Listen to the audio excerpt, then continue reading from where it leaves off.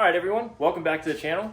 On the last episode, you saw that we kind of pulled the frame apart a bit and got it ready. Oh, and started drilling some holes for our our 08 axle swap. And today, we're going to be working on cleaning up the mess that is the frame and prepping it for some paint. So stay tuned if you want to see that.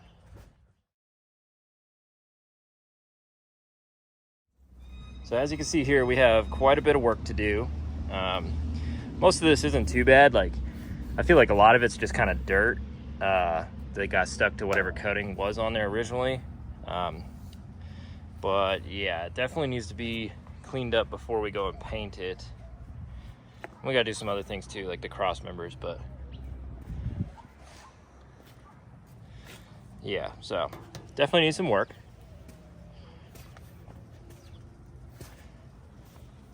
And some of the stuff that I have acquired to help us with the cleanup process and the painting process would be some abrasives. These are some polycarbide wheels. We have some wire brushes, as well as some sandpaper, and for my orbital sander. I don't have a lot of it, but hopefully we won't need it. We also have a flap disc if we gotta remove any crazy welds or anything. And then we have some PPE because, well, as you saw, there's a lot of rust and dirt. And I don't want rust in my lungs, so we've got a respirator here, and we have, this might be overkill, we might just need the little pink discs would be fine, but this is what I had, so this is what we're going to use. Some gloves and some Hearing Pro. Yes, and glasses. We also have glasses. So yeah, with all that, I think I've got what I need to start this process and hopefully get this frame painted in either today or the next couple of days. So hopefully the wind doesn't pick up this afternoon and I can paint this afternoon, but if it does, then we either paint and overspray everything or we wait for a nice day, which will be a few days from now. So let's get to it.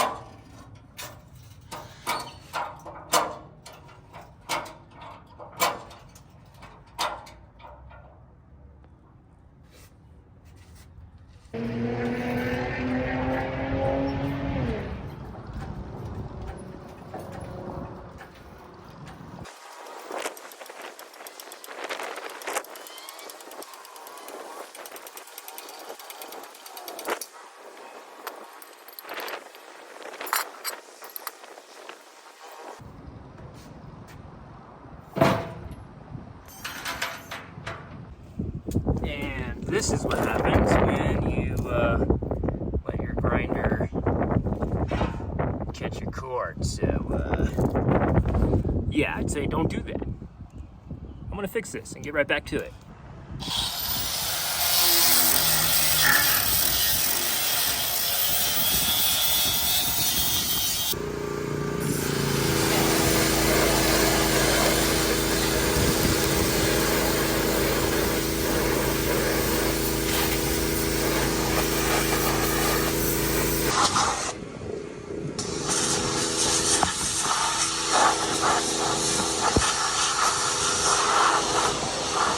Well, it's a couple days later, and today we're going to attempt to paint the frame. It's a little breezy this morning, but not super windy like it has been for the past couple days. So we're gonna start working on prepping this and hopefully catch time to paint before the wind starts. And if it does, then we'll have to wait till tomorrow. But it kind of already has. Look at that. Look at that. How am I gonna paint that? So this is what it looks like after all of my prep.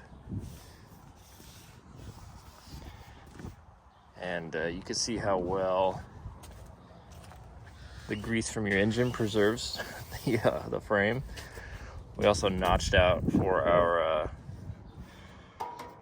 engine crossmember there, or yeah, our engine mounts there. So now we can put the nuts on. But yeah, it turned out pretty good, I'd say. Overall, not bad. All right, so the only thing that I've done to that after the blasting and grinding, which I'd say the blaster works for smaller objects because it has like a really focused point of impact. So to do a whole frame, it would take you a very long time, lots of water, lots of media.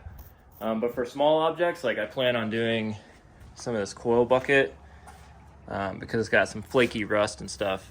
It'll be easy for this, like hitting targeted areas, spots that are hard to get to. It's really good for spots that are hard to get to. I'd say if you're doing a whole frame, not ideal. You'd probably be better off sending it to somebody for blasting. What we got right now is good enough for me. I'm not going for like a show truck. If I was, we'd be like welding up all the holes and making everything super flat. Or there'd be like a little bit of body filler involved and just making it perfect. But we're not really going for that. We're just going for a really nice kind of OEM look.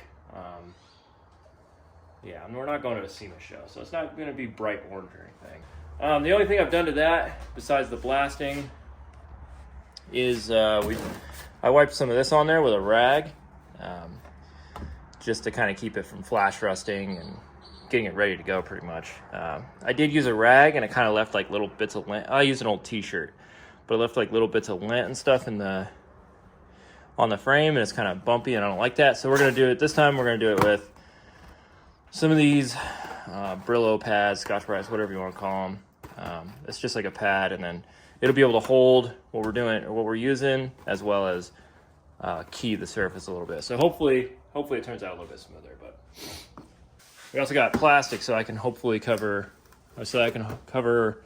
all of my other projects and possibly a neighbor's car. So yeah, I'm gonna get to prepping this thing before it starts getting too windy. See, it's like just kind of breezy, like gusty. Like now we're good. We can paint now. Oh. But yeah. All right, let's get to it.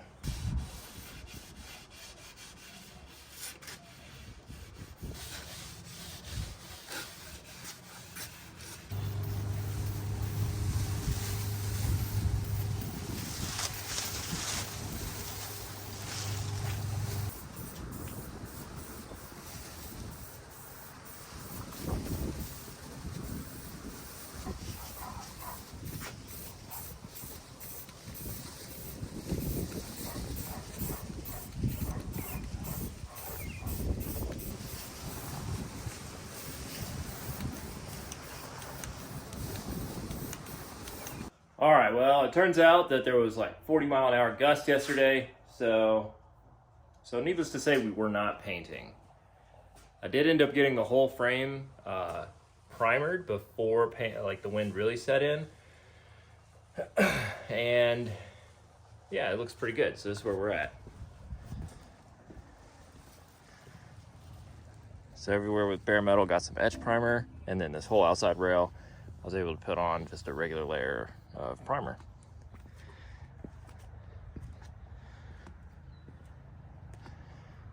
It's looking pretty good.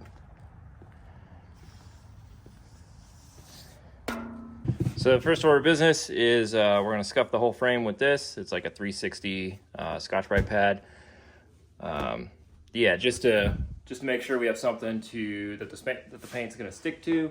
Then we're going to blow it off, and then I'll use some glass cleaner and a rag and kind of wipe it down. And then I have a tack rag too. I don't know if that's going overboard, but we're going to do it anyway. So yeah, I'm going to do that real quick. We're going to sand it. I'm going to scuff it down and then wipe it down, and I'll come back and we'll mix up some paint. I think we've got the frame as good as it's going to be. So I think it's time to paint. What we have for paint is this Hot Rod Black. by Hi-Tech. This is just what we had at our local paint store as far as like a urethane, like a single stage 2K. So this is what I got. They told me it's gonna be flat. We'll see. I kind of want more of a matte color, but if this is all they have, this is all they have. So that's what we're gonna use. Our mixing ratio here looks like it's 4:1. I'm gonna wait 15 to 20 minutes between coats. So I think we're gonna do 2, maybe 3 coats on this, but we'll kind of see how much material we're using. So as far as the gun goes, I have a Harbor Freight gun Spectrum. I just kind of grabbed this a couple years ago when I was working on a lot of the carbon fiber stuff. So this is what I spray my clear on my carbon fiber with. So this is what we're gonna use on the frame. So let's get to mixing.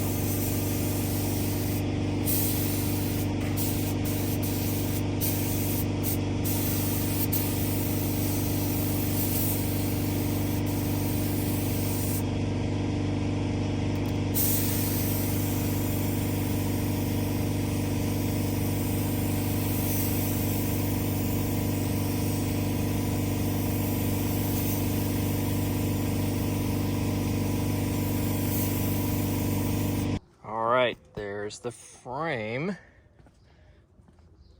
And it looks kind of good, to be honest. But I kind of hate it. So I was definitely going for more of a flat semi-gloss or a matte. This is definitely closer, somewhere between a gloss and semi-gloss. So, I mean, it's not terrible, but like you can see all the issues in the frame now real easy because it's too glossy.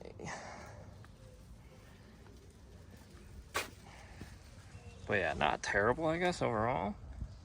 Got the axles over there.